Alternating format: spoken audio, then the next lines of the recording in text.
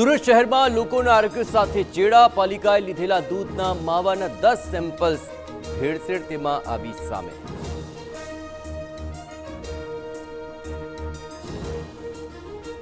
આજે ભાઈ બહેનના સ્નેહનું પર્વ. સીએમએ ગાંધીનગર ખાતે કરી ઉજવણી. કેબિનેટ મંત્રી ભાનુબેન બાબરિયા, મેયર સહિતની બહેનોએ બાંધી રાખડી.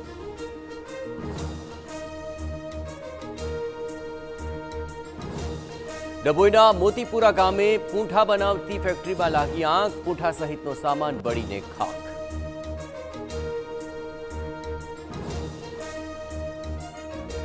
દિલ્હી એનસીઆરમાં વહેલી સવારથી ધોધમાર વરસાદ. અનેક વિસ્તારોમાં ભરાયા પાણી, તો વરસાદના કારણે જનજીવન પ્રભાવિત.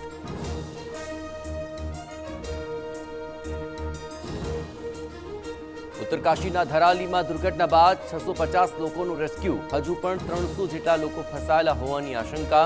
રેસ્ક્યુ કામગીરી યથાવત.